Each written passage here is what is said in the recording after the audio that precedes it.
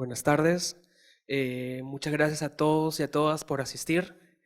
Les damos la bienvenida a la Mesa de Investigación Empresas, Productividad y Crecimiento, coorganizada junto al Consorcio de Investigación Económica y Social en la Universidad del Pacífico en el marco del 30º Seminario Anual de Investigación CIES 2019.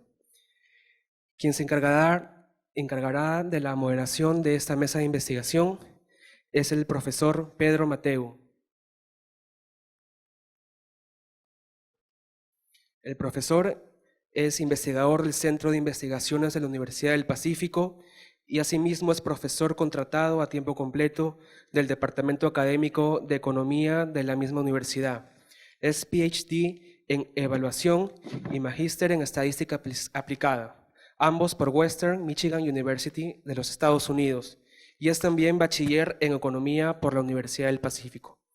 El CIES de la Universidad del Pacífico reitera su agradecimiento por asistir a esta mesa y a continuación le daré el paso al profesor Pedro. Muy bien, buenas tardes con todos. Agradezco que hayan venido a esta presentación. Bueno, hoy contamos con la presentación de dos papers. El primero es titulado El impacto del drawback en el desempeño de empresas exportadoras peruanas. Y el segundo está titulado Estimación de la productividad total factorial a nivel de firmas en el Perú, nueva evidencia a través del método Ackerberg, Caves y Fraser.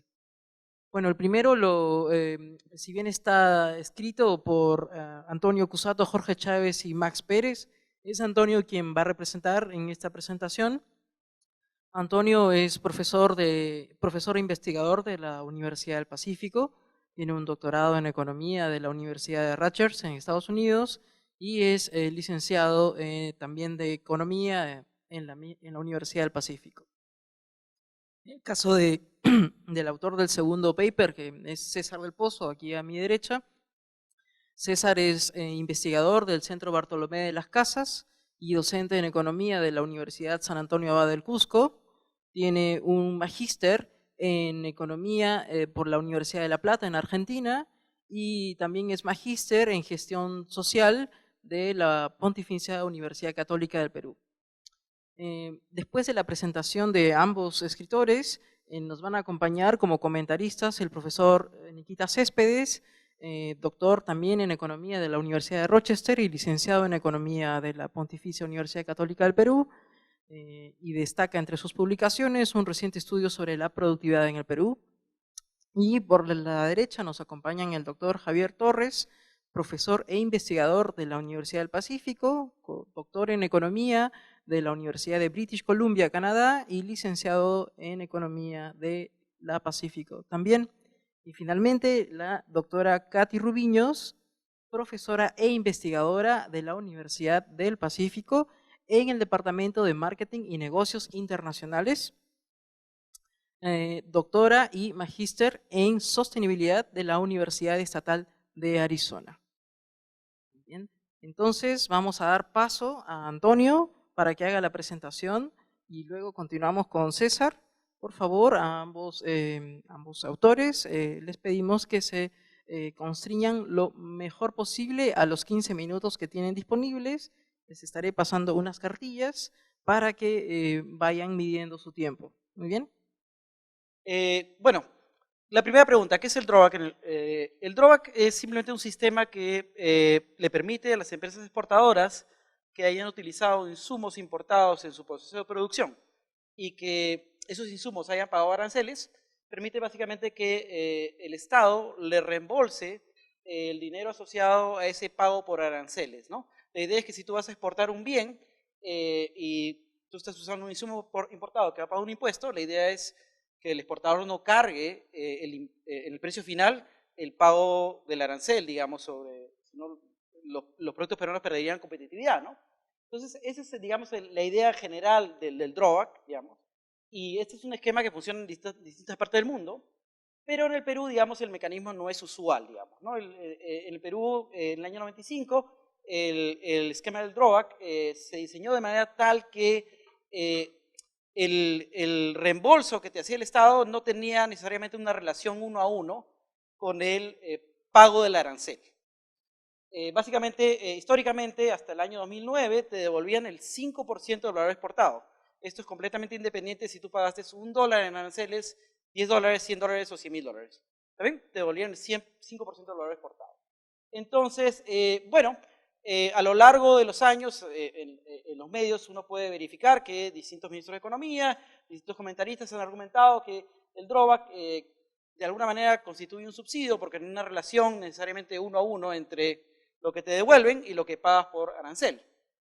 Y bueno, digamos, parte del valor agregado de este estudio es que a través de la recolección de datos públicos de la página de la SUNAT, podemos hacer una estimación conservadora de este ratio entre lo que efectivamente uno paga en aranceles y lo que efectivamente te devuelve el Estado, el gobierno peruano, por exportar un bien, ¿no? Y más o menos lo que encontramos es que la mitad, es una estimación bastante conservadora, la mitad de los beneficiarios de las firmas que accedieron al drawback recibieron por cada dólar que pagaron en tributos, recibieron entre 3 y más de $60 en términos de drawback.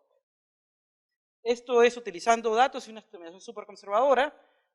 En comentarios, digamos, aparte, ha habido casos, o escuchamos de casos donde por cada dólar que se pagaran aranceles, el Estado tenía que pagar más de $10.000, ¿no? Pero bueno, siguiente. No, eso no es parte, digamos, del estudio. Claramente podemos ver aquí lo que estamos comentando, cuánto se paga versus cuánto te devuelven, ¿no? Digamos, la línea azul que ha venido decreciendo a lo largo de los años es el pago total por todos los aranceles, por todas las importaciones que ha habido en el Perú. Y como se ve claramente, la línea azul ha venido descendiendo, digamos, y esto tiene sentido porque las tasas arancelarias han venido disminuyendo a lo largo del tiempo, desde el año 2003 hasta hoy en día, digamos, ¿no? Mientras que por otro lado, a pesar de que las tasas arancelarias han venido cayendo, lo que devuelve el Estado por concepto del drawback, de manera agregada, que es la línea roja, ha venido creciendo. Entonces, claramente ahí vemos que hay una diferencia entre lo que se paga y lo que pagas en aranceles y lo que efectivamente está devolviendo el Estado. Este grafiquito es muy sencillo, lo que te dice básicamente es lo que podemos observar, podemos conseguir datos de más o menos 210.000 solicitudes de drawback que estaban en la página web de la SUNAT, y durante este periodo la tasa desde el año 95 fue 5% del valor exportado es lo que te devolvían, si tú demostrabas que efectivamente habías hecho un pago por aranceles asociado a un insumo en tu proceso de producción, digamos. La tasa subió de 5 a 8% en el contexto de la crisis financiera internacional. Digamos, este periodo se le llama The Great Trade Collapse. Básicamente, el comercio internacional cayó mucho más que, digamos, la contracción de los PBIs de las economías mundiales, digamos, ¿no? Entonces, se justificó esta subida como, básicamente, como un apoyo a los exportadores. Y la tasa luego vino disminuyendo. Digamos, luego del 2014 ya no observamos la data porque básicamente antes esta data se colgaba en la web de la SUNAT. A partir del 2014, utilizando tu clave SOL, digamos, cada firma entra y de manera individual aplica el drawback y le dicen si te damos o no te damos, pero nosotros ya no podemos observar esta data, ¿no?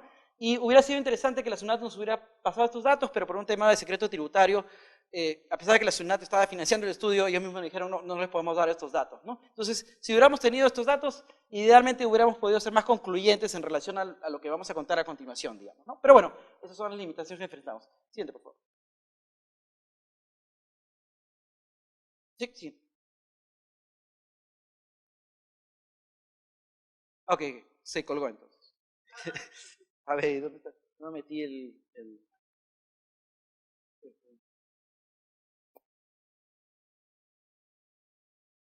No. Bueno, básicamente, si mal no recuerdo, la siguiente diapositiva contaba, efectivamente, hemos conseguido 210.000 aplicaciones de drawback y lo que hicimos fue decir, bueno, dadas toda esta cantidad de aplicaciones y dada la tasa que se aplicaba cada año, ¿cuáles básicamente calculamos sobre la base de cada operación, de cada solicitud de drawback, calculamos el total agregado de devoluciones con nuestra base de datos y lo comparamos con ¿qué? Con lo que se reporta el agregado en la nota tributaria de SUNAT. Y encontramos que básicamente el match era perfecto. Es decir, las 210.000 aplicaciones básicamente representaban el universo de aplicaciones del drawback durante el periodo de análisis, digamos, entre el año 95. Ah, en internet no se escucha. Ok, entre el año 95 y el año... Ah, tienes razón. Es la falta de costumbre. En la clase no utilizo micro, así que... Bueno, esto es lo que le estaba diciendo.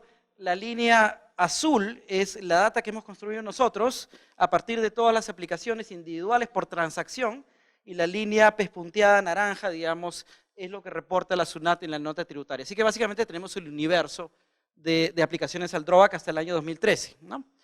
Siguiente, por favor. Bueno, ¿qué más? Un punto importante es que cómo uno aplica. Uno aplica de manera sencilla. Uno, a la hora que va a exportar, dice, sí, quiero recibir el drawback. Es un primer check que tiene que hacer una vez que uno tiene la DAM de exportación. Pero luego hay un proceso posterior donde uno efectivamente tiene que presentar una serie de papeles, digamos, ¿no? Entonces, el valor agregado de nuestro estudio ha sido conseguir estas 210.000 aplicaciones. ¿Qué pasa si tú utilizas la data de transacciones que está colgada en la página de SUNAT y donde te dice, o donde los exportadores tienen que indicar su intención de acceder al drawback? Bueno, lo que encontramos es que hay una diferencia entre los que indicaron inicialmente que querían aplicar el drawback y los que efectivamente finalmente aplicaron. Más o menos 30% de los que dijeron que querían aplicar el drawback, al final no lo hicieron. Por lo tanto, necesitamos tener esta base de datos para poder contar una historia consistente. Siguiente, por favor. Datos sobre beneficiarios o no beneficiarios. Bueno, evidentemente no voy a describir todo esto, son para decir que en general los beneficiarios del drawback son firmas mucho más grandes que las firmas que no acceden al drawback. ¿Qué más? Más o menos del total de firmas, del universo de firmas que pueden aplicar, porque no todas pueden aplicar, el drawback está diseñado para exportaciones no tradicionales. De aquellos que pueden exportar, más o menos 1/3 en términos del número de firmas son las que finalmente aplican al drawback. Ahora, si partimos las aplicaciones por tamaño de empresas, lo que vamos a encontrar es que las empresas más grandes aplican en promedio alrededor del 70% de sus transacciones, mientras que las empresas más pequeñas, del quintil más pequeño, aplican solamente un 20%. Es decir, las empresas más grandes son las que acceden al drawback, y las más pequeñas, pues, mucho menos, digamos, ¿no? Ahora, otra pregunta que nos hicimos es, ¿cuál es la distribución de fondos del drawback?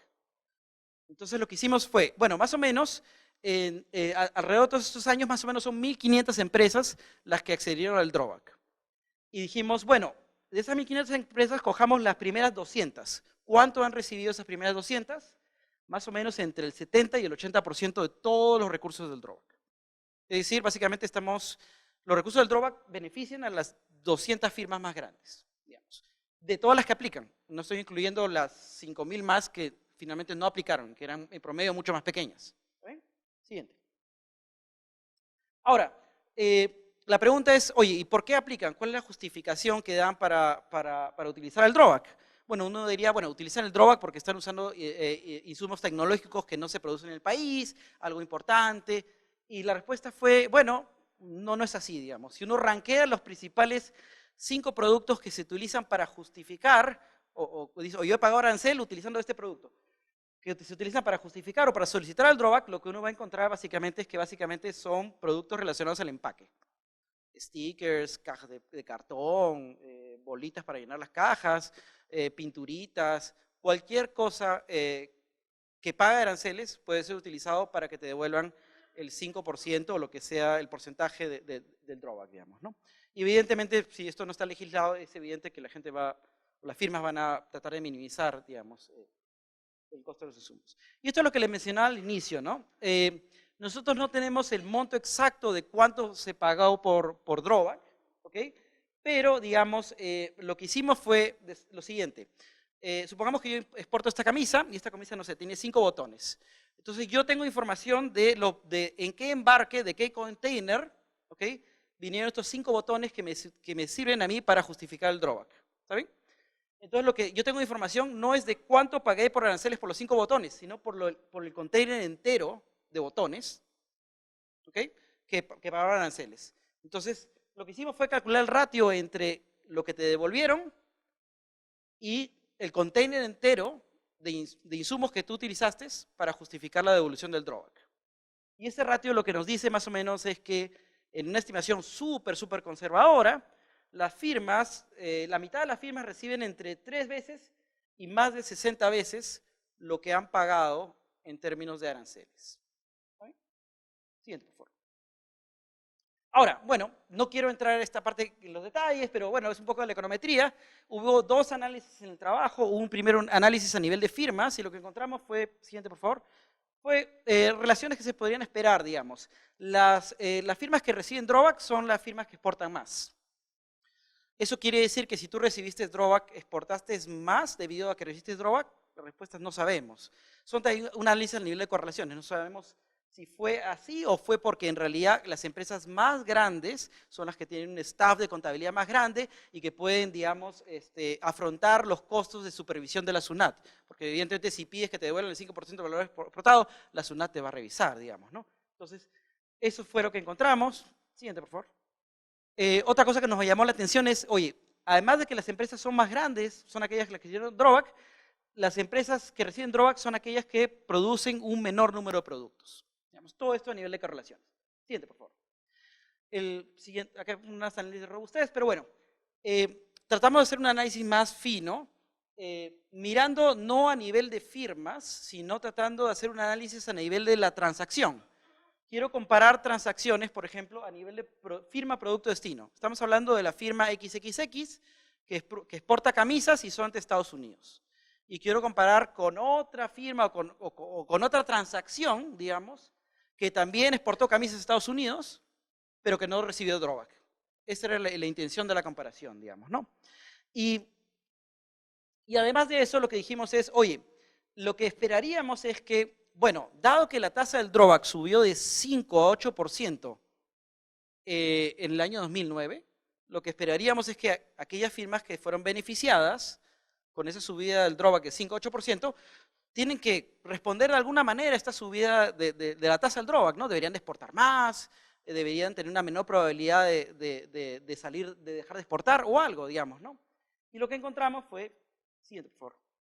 Lo que encontramos fue que si juntamos a todas las firmas que recibieron drawback, recuerdan que eran más o menos 1.500, de las cuales 200 recibían el 70-80% de todos los fondos, si juntamos a todas las firmas, pues no encontramos ningún resultado significativo en términos de cambios o de respuesta a la subida de la tasa del drawback en el 2009, cuando la tasa saltó de 5-8%. No encontramos nada, digamos, ¿no?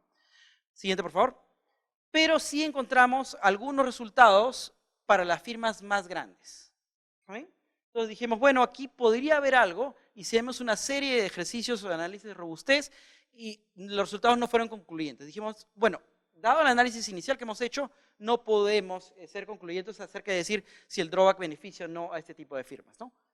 Otra historia hubiera sido si además la SUNAT nos hubiera dado datos después del 2013. Si hubiera sido ese el caso, hubiéramos sí podido contar un poco más. Siguiente, por favor.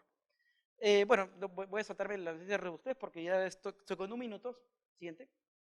Entonces, nada, estas son las conclusiones, digamos. ¿Qué quiero que recuerden de aquí? Bueno, que lamentablemente debido a un tema de datos, no hemos podido ser 100% concluyentes en relación a si el drawback ha tenido un impacto o no sobre las exportaciones, pero yo digo que el valor agregado de este estudio ha sido más, oye, reportar una serie de hechos estilizados que la gente comentaba en la prensa, como que la distribución del drawback es altamente inequitativa, como que, digamos, los insumos para justificar el drawback tienen, digamos, poco valor agregado, son cartones o stickers o lo que sea, y que básicamente hay una diferencia entre lo que te devuelven y lo que tú pagaste, y esta diferencia es significativa, digamos, ¿no?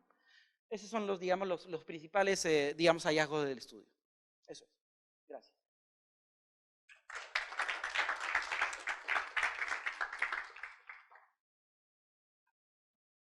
Muy bien, gracias Antonio. Continuamos con la presentación de César del Pozo.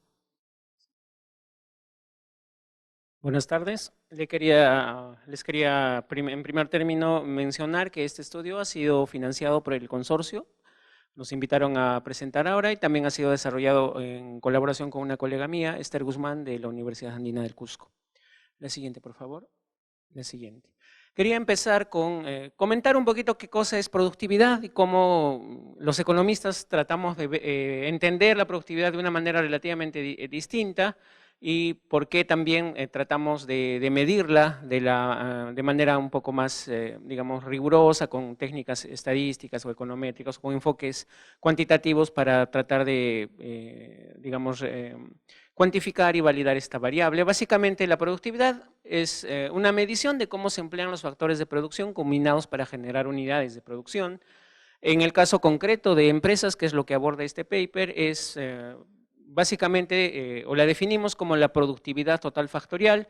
Básicamente la entendemos como todos aquellos factores, aquellas externalidades positivas que pueden contribuir a un incremento, a un mejor desempeño de las empresas. ¿Por qué es importante medir la productividad? Básicamente porque todos comentamos sobre la productividad, es un indicador de desempeño económico bastante intuitivo, es familiar en distintos contextos, en distintos niveles.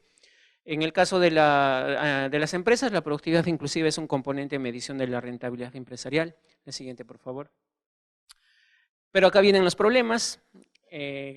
¿Cómo se mide la productividad? La productividad es básicamente una variable no observable, entonces en la literatura se han desarrollado distintas metodologías que van desde la utilización de técnicas econométricas, de programación matemática, supuestos sobre fronteras o no fronteras estocásticas o inclusive análisis paramétrico y no paramétrico. Nosotros en este documento tratamos de utilizar una aproximación un tanto más econométrica, principalmente a través de la estimación de las funciones de producción. Básicamente las funciones de producción generalmente se asumen que tienen una determinada estructura, una determinada forma funcional que en la literatura económica se llama o se utiliza la función de producción Cobb-Douglas, y en esta función de producción econométricamente se trata de estimar la participación del capital y el trabajo a través de una metodología que se llama, un estimador, perdón, que se llama mínimos cuadrados ordinarios, que trabaja con estas funciones de producción que se asumen lineales. Entonces, en ese contexto se calcula esta productividad total factorial como un residuo de Solow, llamado así, que es básicamente el residuo entre el producto observado y la participación ponderada justamente por esos coeficientes que han sido estimados previamente y que sirven como ponderadores de los factores de producción. Esa diferencia es considerada la productividad total factorial. Sin embargo, al ser una variable no observable, existe el problema de endogeneidad por variable omitida, y esto genera que las estimaciones que se hacen por mínimos cuadrados ordinarios, de acuerdo a la literatura, sean consideradas como inconsistentes. El siguiente, por favor. Entonces, en el caso peruano, hay muchos estudios que han implementado mejoras metodológicas. Yo menciono acá un par de ellos. El primero es desarrollado por Tello el 2012, que utiliza esa forma funcional de la función de producción Cobb-Douglas, utiliza mínimos cuadrados ordinarios y plantea mejoras a través de metodologías desarrolladas recientemente como Oli-Peikes y Levinson-Petrin, que voy a comentar en un momento más.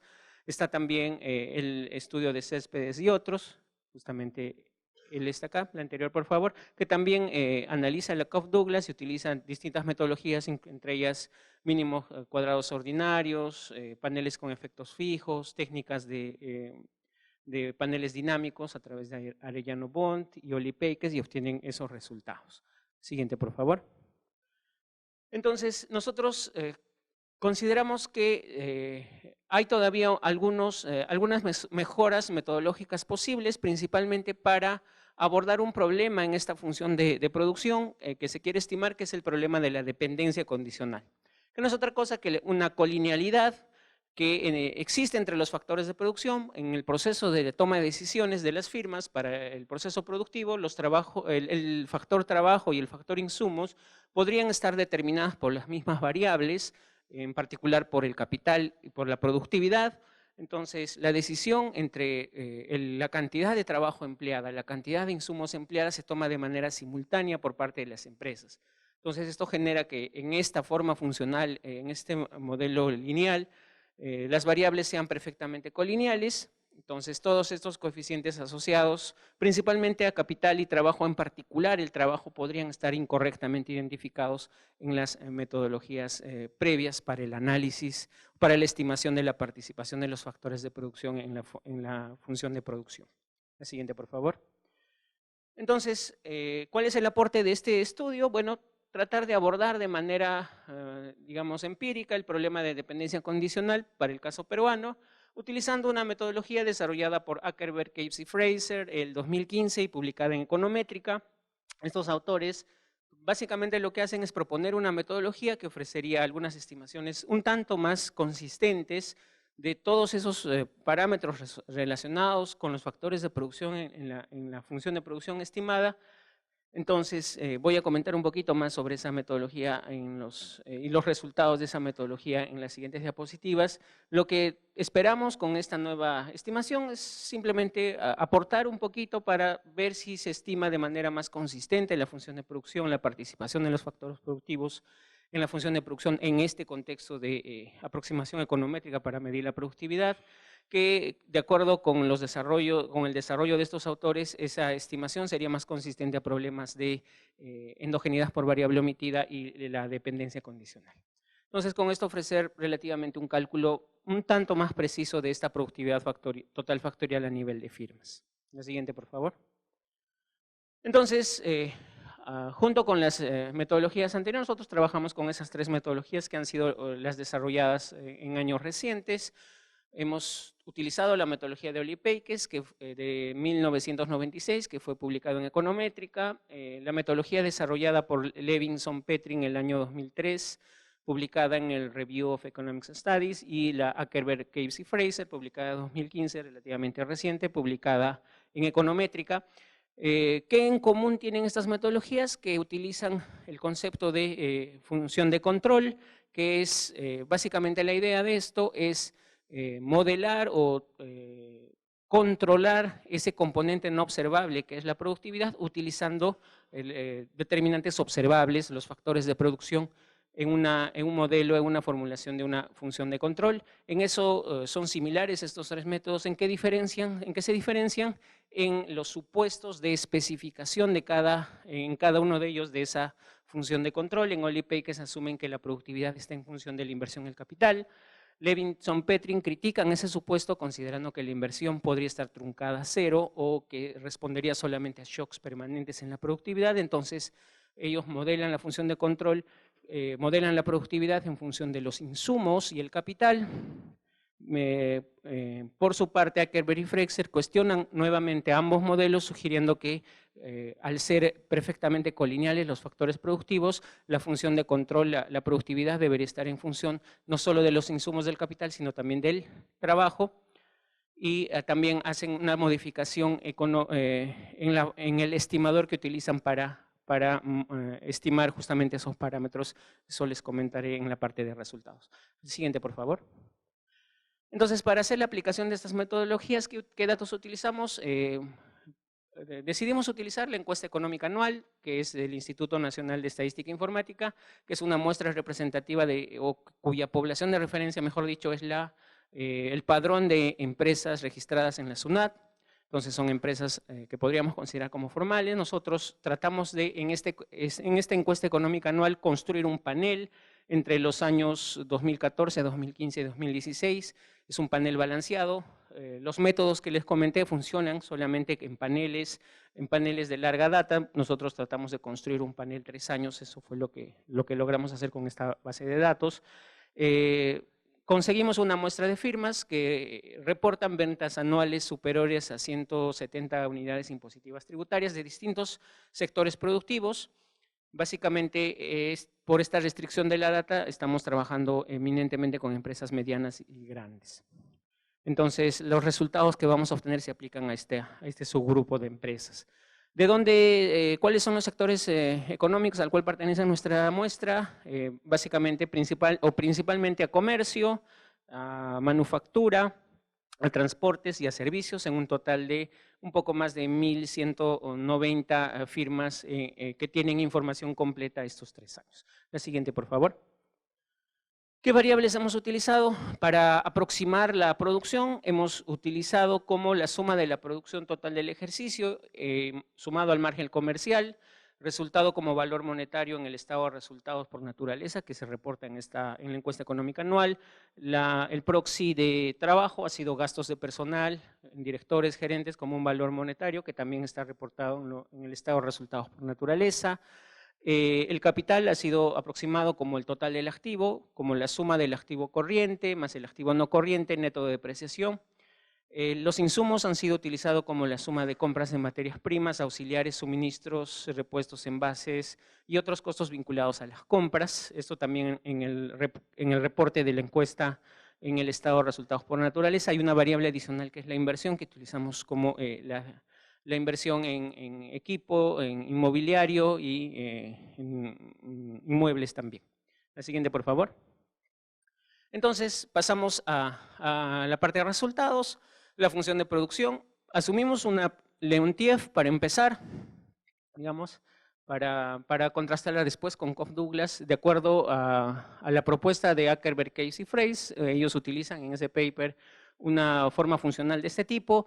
Hay condiciones de primer orden que deberían cumplirse para que después, a través de logaritmos, podamos expresar una ecuación lineal como esta. Parece algo sencillo, pero los economistas nos complicamos y vemos aquí muchos problemas. Esto es inobservable, entonces eso genera que si uno estimara esto por mínimos cuadrados ordinarios, hay endogeneidad por variable omitida, y el problema de dependencia condicional es que tanto esto depende de esto y esto depende de esto y todo es simultáneo. Entonces tratamos a través de esas metodologías corregir esos problemas. También hay un componente importante o un supuesto importante, decimos que la productividad y el componente estocástico, el componente eminentemente estocástico son lineales y pueden ser expresados de esa manera. El valor agregado es simplemente la diferencia entre el producto y los insumos, y nos libramos del parámetro de insumos en esta forma funcional. Y la productividad total factorial, este omega, es simplemente la diferencia entre lo observado y lo ponderado en función de cada uno de los parámetros o coeficientes que capturan la participación de cada uno de estos factores productivos en la estimación o en la función de producción. Entonces hemos estimado eso por 5 métodos de manera complementaria: el típico mínimos cuadrados ordinarios, que asume que esto no existe; efectos fijos, que asume que esto existe pero es constante en el tiempo; Oli-Peikes, que trata de plantear la función de control, en base a, como había dicho, inversión y capital, y lo que hace simplemente es estimar esto por mínimos cuadrados no lineales. Levinson-Perrin estima eso por el método generalizado de momentos en 2 etapas. En la primera etapa identifica capital y trabajo, en la segunda capital, mientras que el parámetro de capital, y mientras que Ackerberg, Case y Fraisse se estima también por el método generalizado de momentos y de 2 etapas, y en la segunda etapa identifica los 2 parámetros.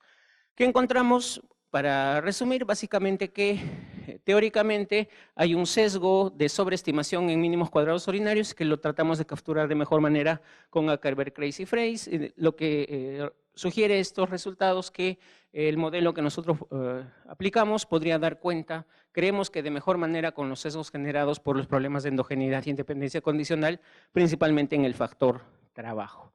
Siguiente, por favor.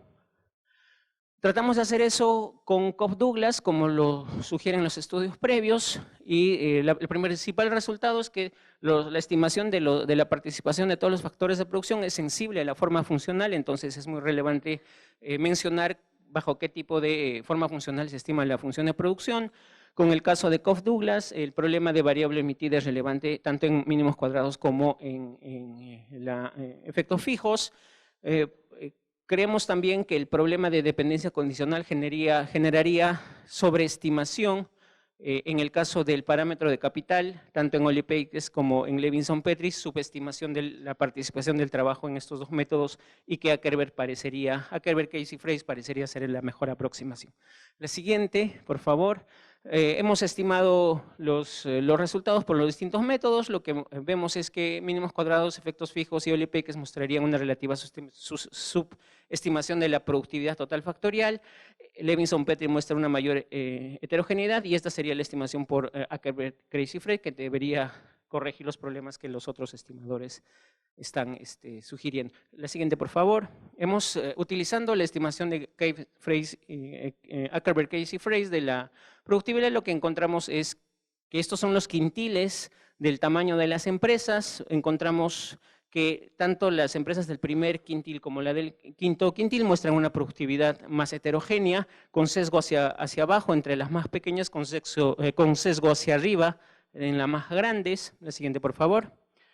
También encontramos cierta heterogeneidad entre sectores. Hay una mayor productividad promedio en transportes y comunicaciones, que es esta, y en agroindustria y en construcción, en el sector construcción, una menor productividad promedio en comercio y manufactura y bastante heterogeneidad intrasectorial, principalmente en el sector agroindustria y hidrocarburos, y una menor heterogeneidad en el sector restaurantes, que es este. La siguiente, por favor.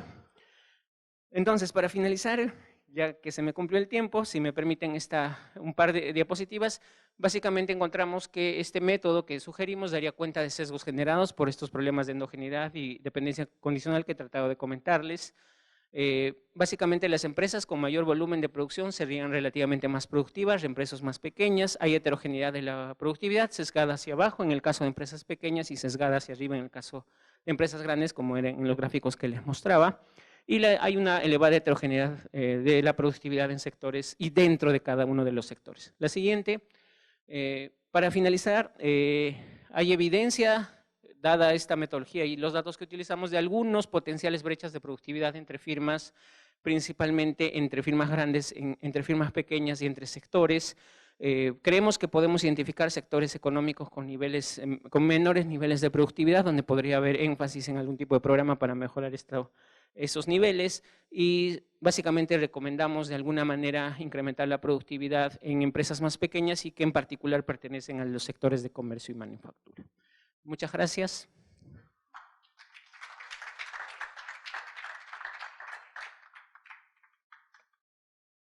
Muy bien, gracias, César.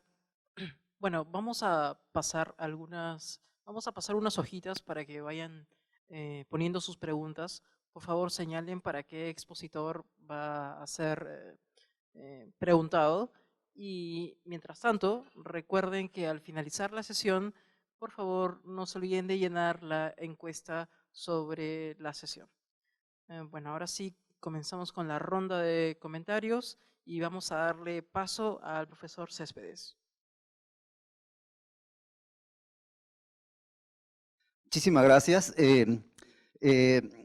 Muchísimas gracias a César también por el paper que ha escrito. Es muy interesante enfoque, utilizando básicamente nuevas tecnologías que siempre ayudan a empujar la frontera del conocimiento de esta variable que es de verdad tan importante para el país, pero tan poco estudiada, ¿no? La productividad, no existen en esencia datos oficiales de la productividad, a pesar de que es una variable utilizada para política en muchos sectores y cada vez más seguido, ¿no? Entonces vemos las políticas de crecimiento económico, por ejemplo, siempre dicen que la productividad contribuye en tanto, pero honestamente no existe un dato oficial de ese indicador. Y el esfuerzo que hace César y su coautor en ese sentido es pues una ayuda para poder eventualmente aterrizar en esta medida de este indicador, pues que al ser no observable, ¿no? Y al ser tan importante, existen muchísimas metodologías y el consenso al cual podamos llegar todavía es difícil, ¿no? Y también las implicancias económicas que nos muestra en su paper tienen mucha relevancia. No sé por qué no lo ha presentado, pero tiene un tema muy importante que es la productividad de las mujeres dentro del ámbito empresarial, ¿no? Entonces, ese tema, por ejemplo, es importante. Él tiene un avance, probablemente pueda ser discutido, pero es un avance en ese sentido, ¿no? El documento es importante por dos razones. Uno, por la metodología que es reciente y por el uso de los datos, ¿no? Esta encuesta económica anual es una encuesta muy poco estudiada en el país. Es una encuesta que se realiza hace casi ya 2 décadas anualmente y tiene datos muy interesantes respecto al balance, al estado de ganancias y pérdidas, y tiene incluso un módulo, una especie de planilla bastante rudimentaria, donde se puede estimar indicadores de salarios, indicadores de depreciación, indicadores de inversión, cosa que no se observa usualmente, ¿no? Entonces, esta encuesta debería ser, y considero yo, más estudiada, ¿no? Entonces, lo que César ha hecho es tomar esto y tratar de empujar en ese sentido, ¿no? Entre los resultados que destaca pues la altísima heterogeneidad que existe a nivel regional. Creo que no lo puso la parte de Lima, ¿no? Lima tiene una productividad mayor respecto a las regiones, la productividad es creciente en términos del tamaño de la empresa y existe una alta heterogeneidad a nivel sectorial, ¿no? Esa es básicamente la contribución que nos tiene César. Entonces, dado que es un paper básicamente basado en una metodología nueva, la metodología probablemente no tenga lugar a una discusión. Lo que sí quisiera comentar es la parte de los datos, ¿no? Una parte que en el paper podría mejorar, considero, es el uso de algunos indicadores, por ejemplo, en el caso del empleo, ¿no? En el caso del empleo, él utiliza el indicador que es el monto de la remuneración que la empresa destina para, monto del ingreso que la empresa destina para remuneraciones. Es como poner en la función de producción WL y no solamente L. Tradicionalmente, en los métodos de estimación de la función de producción se utiliza L, o sea, número de trabajadores. César utiliza el monto del pago, o sea, WL.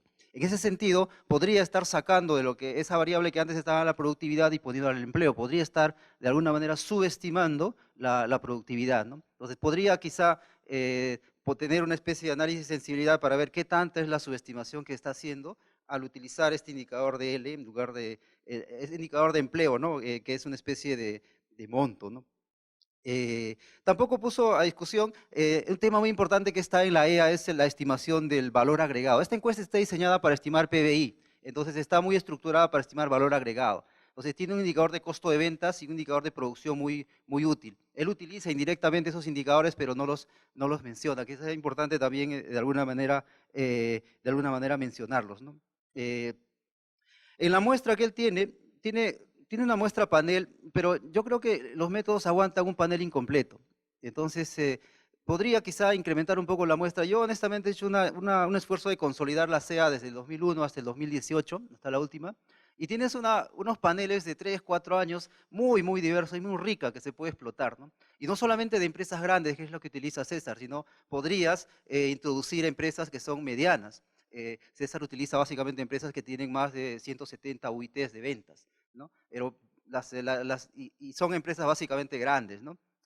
Pero el grueso de la data de la EA está en las empresas pequeñas, medianas, perdón, que son en número muchísimo más, tiene en número de datos duplica o triplica mucho más la muestra esta de empresas grandes, ¿no? Entonces eso le podría dar mayor heterogeneidad y tendría un nuevo aspecto para estudiar la productividad, que es las brechas de productividad entre estos tamaños de empresa, ¿no es cierto? Entonces tendría muchísima muestra en estos sectores que desafortunadamente todavía tiene algunas pocas muestras. Por ejemplo, tiene datos de agroindustria, creo, ¿no? En ese sentido, podría aglutinar algunos sectores para poder tener mayor representatividad, ¿no?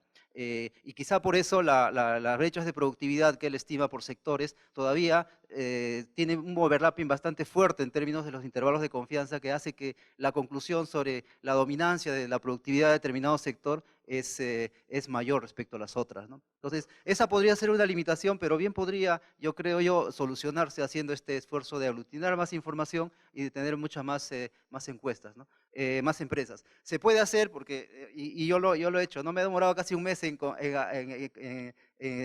tratar de consolidar las CEAs y se puede hacer, ¿no? Se puede hacer. Y yo creo que el trabajo podría mejorar muchísimo en ese aspecto, ¿no? Otro tema que tampoco se discute mucho, tampoco lo ha puesto a antelación, es la agregación de la productividad. Nos ha mostrado indicadores de productividad sectorial, indicadores por tamaño, pero la agregación de la productividad es un tema muy relevante en esta literatura.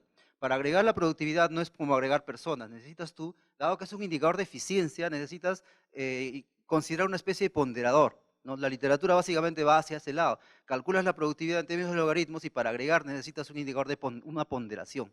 Y la ponderación usual son las ventas, es el número de trabajadores, que está más o menos ya bastante documentado, ¿no? En ese sentido, tú vas a darle una mayor importancia a la productividad de las empresas grandes. Desde la perspectiva agregada, ese debería ser el caso, ¿no? Una empresa grande debería contribuir más a la productividad del país, considerando respecto a una empresa relativamente pequeña, que si bien podría tener una productividad grande, ¿no? Pero su contribución pues debería ser bastante modesta en términos de eficiencia agregada, ¿no? En ese sentido, quizá no nos ha mencionado, probablemente haya hecho el esfuerzo, pero quizás sea interesante hacer este acápite, ¿no? Cambia mucho cuando tú agregas directamente la productividad que cuando tú agregas,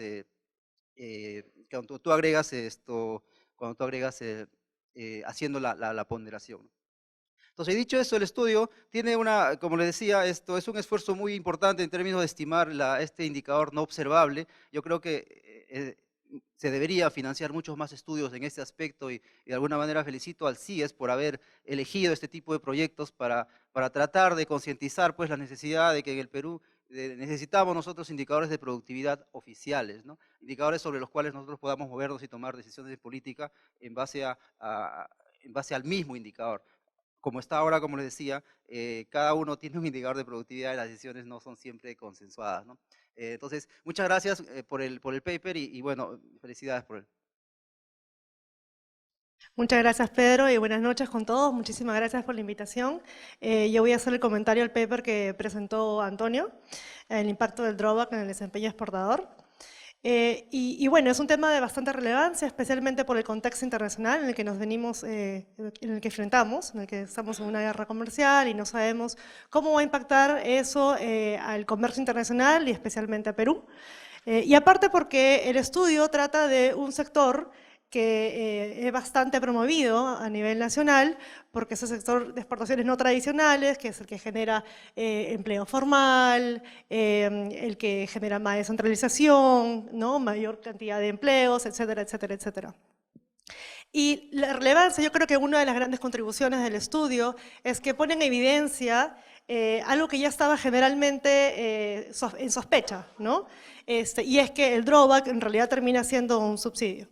Si bien el drawback tiene como definición, como esencia, la devolución de los aranceles de las importaciones de los insumos, por ejemplo, ¿no?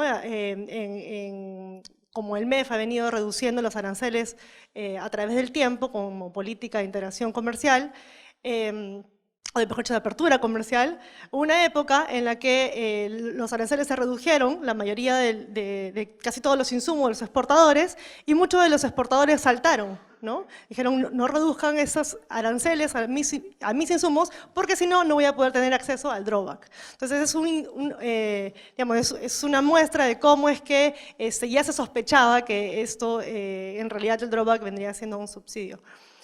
Bueno, entonces, como decía, pone en evidencia que en realidad el drawback es un subsidio, y ahí viene a pasar la siguiente discusión, ¿no? ¿Qué implica que el drawback sea un subsidio a nivel nacional? Y si bien es cierto, la OMC desalienta esta práctica a nivel internacional, sí permite algunos tipos de políticas de compensación, ¿no? En este caso, las excusas o digamos argumentos que dan los exportadores viene a ser por el lado de la competitividad, ¿no? La competitividad en el Perú la competitividad del Perú, tanto en los rankings de Doing Business o en el World Economic Forum, ha venido retrocediendo algunas posiciones, si no me equivoco, 5 posiciones en el Doing Business, y viene a ser una gran preocupación de los exportadores.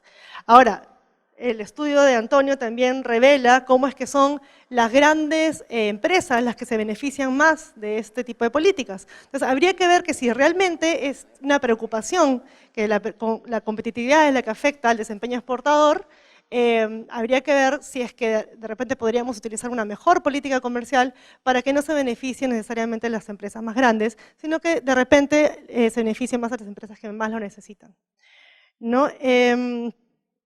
Con respecto al estudio, Javier ha mencionado varios temas que tenía anotado, pero a mí me queda mencionar algunas, sobre todo por el tema de la linealidad de las ecuaciones, de la regresión, ¿no? Yo sé que es bastante complejo, es un problema que casi todos los estudios econométricos se enfrentan, pero de repente sería interesante ver cuáles serían los resultados si es que utilizamos, por ejemplo, ecuaciones estructurales, donde se consideren también las estrategias de las empresas y de repente hacer una diferenciación por sectores que evidentemente no tienen impactos similares, ¿no? Y lo último, que yo sé que por tema de tiempo lo pasaste bastante rápido, pero me queda la pregunta de cómo es que se ha podido hacer un análisis de impacto sobre un mecanismo que toma como medida un porcentaje de las exportaciones, ¿no? Y cómo es que eso puede impactar en el desempeño exportador considerado como exportaciones nacionales, ¿no? Eso es todo. Y felicitaciones por el trabajo. César, quería saber, no entendí bien, había un término no observable que podía estar correlacionado con los factores de producción. Ese término no observable, ¿de dónde vendría? ¿Qué contendría? ¿No? Eso quisiera entender.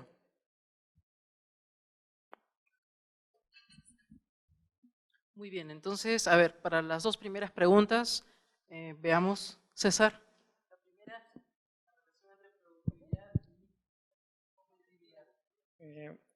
La respuesta es que no tengo respuesta. La productividad es una variable no observable de difícil medición y también la competitividad es un indicador que es también de difícil medición. Entonces, pero sí me parece importante aprovechar la oportunidad y un poquito tomar los comentarios de Nikita. Me parece que es muy relevante empezar a construir indicadores oficiales sobre productividad. Eso me parece sumamente importante porque lo hablamos, lo comentamos, la productividad por acá, la productividad por allá. Cada quien utiliza el término que le gusta, lo mide como puede. Entonces, creo que necesitamos empezar a tener un cuerpo teórico, empírico, sólido sobre esa variable. Y bueno, nosotros hemos tratado de aportar un poquito en ese sentido y tratar en realidad de complementar lo que ya algunos investigadores han trabajado desde muchos años. Nikita es uno de ellos que ha servido de mucha referencia para este estudio. El término ese de esa ecuación, esa es la productividad, que viene de una función, una relación que se asume teórica que existe entre los factores de producción y también un componente estocástico que determinan, un componente estocástico no observable que determina también la productividad. Entonces, la producción está determinada por una parte determinística, que son los factores de producción, y una parte estocástica. Y esta parte estocástica se asume que a su vez tiene dos componentes, uno de ellos es la productividad y otro de ellos son shocks eminentemente estocásticos aleatorios, ¿no? Entonces, lo que tratamos de hacer es esa componente que no es observable, pero no es eminentemente aleatorio, a eso le llamamos productividad y ese es el término que está correlacionado con el resto de regresores, ¿no? Y es lo que tratamos de corregir a través de todos estos métodos. Ojalá te haya podido responder. Sí. El drawback fue un sistema que se creó para incentivar las exportaciones no tradicionales. Pero evidentemente ha habido una distorsión en eso, ¿no? O sea, han habido muchas empresas que se han aprovechado del error de Asunat de no devolver lo que se había pagado por aranceles, sino un porcentaje, una cuestión absurda, ¿no? De la cual muchas empresas se han aprovechado en base a ese terrible error de Asunat. Mi pregunta va a lo siguiente, ¿no? ¿Se ha realizado alguna investigación a fin de sancionar a las empresas que se han aprovechado indebidamente de este sistema? Y por otro lado, ¿cuál es la situación actual de drawback? Gracias.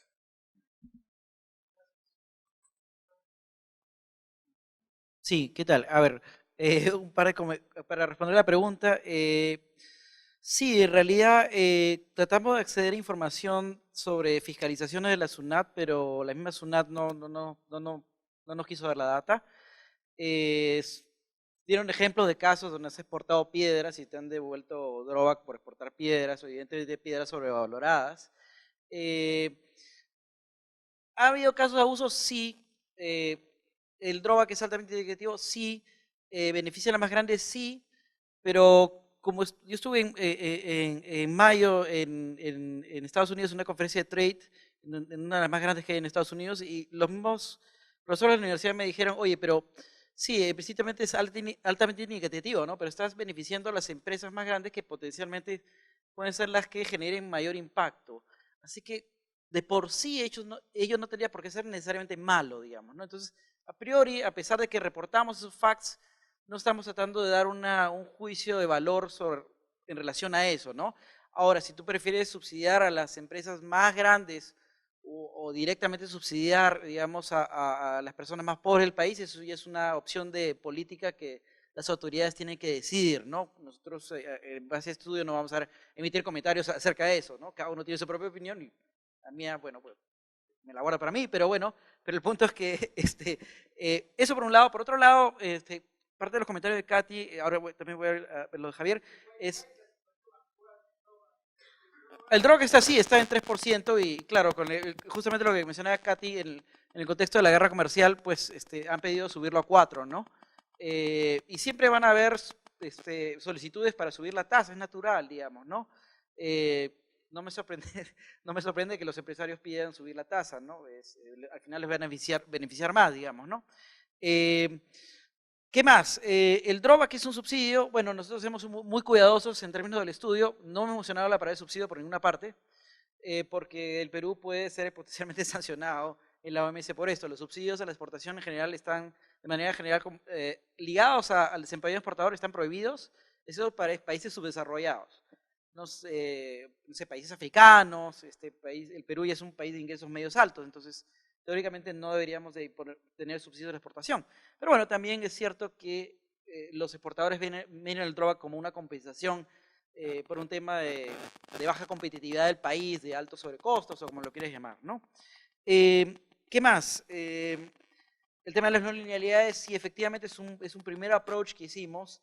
Hemos seguido trabajando en el tema, pero esto ya no es parte del trabajo, digamos, que hemos presentado aquí, que es estrictamente lo que se hizo durante el año del proyecto del CIES. Buena parte de nuestro trabajo fue efectivamente tratar de recuperar estas 210.000 aplicaciones que estaban en la página web, que eran información que para nosotros pensamos que era pública, pero luego nos dijeron que era secreto tributario, y luego dijimos, pero ¿cómo el secreto tributario está colgado en la web?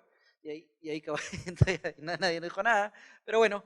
El tema del 2009 que mencionó Javier, que hay un salto, una discrepancia, es porque justamente en el 2009 el tipo de cambio fue muy volátil.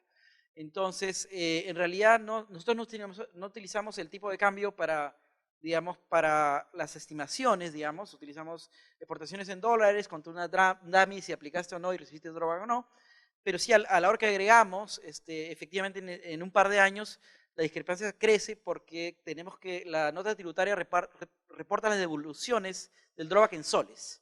Entonces, por eso se ven esos saltos, digamos, ¿no? Pero nosotros creemos que sí, efectivamente tenemos el universo, digamos, por más que veamos esos pequeños picos, ¿no? ¿Qué más? Bueno, el tamaño del subsidio, nuevamente, no queremos hablar mucho del tema del subsidio porque no debemos mencionar la palabra subsidio. ¿Qué más? ¿Qué más? Hay cosas que efectivamente si vamos a analizar o nuestra fuente de variación exógena ha sido esta subida de la tasa del año 2009 en el contexto de un colapso de trade y decir que si hubo impacto o no hubo impacto en ese contexto y tratar de extrapolar eso para el resto de años no lo podemos hacer. Simplemente podemos decir, en el mejor de los casos, que en un caso de colapso de la demanda externa muy fuerte, el drawback sí sirvió para aliviar un poco a los exportadores grandes, se podría argumentar algo como eso, pero no podemos generalizar, digamos, ¿no? Ni lo que tratamos de hacer es decir, digamos, no estamos haciendo una evaluación completa, costo-beneficio del programa per se, digamos, que no era, digamos, el objeto del estudio, digamos, ¿no? ¿Qué más? Efectivamente, utilizar las empresas pequeñas que no exceden el drawback no es buena idea, pero un punto para resaltar es que dentro de empresas grandes que exportan el mismo producto, con el mismo SIU, al mismo destino, hay transacciones de esa misma empresa que reciben drawback y otras transacciones que no reciben drawback. ¿Por qué? No estoy seguro. Pero justamente dado que es la misma empresa, dado que es el mismo tipo de producto, es el mismo destino, de esa manera dijimos, bueno, la comparación tiene algo de sentido, ¿no? En ese sentido, bueno, tratamos de hallar algo, ¿no? Y sí, eso, no sé si hay alguna otra pregunta que pueda responder o que...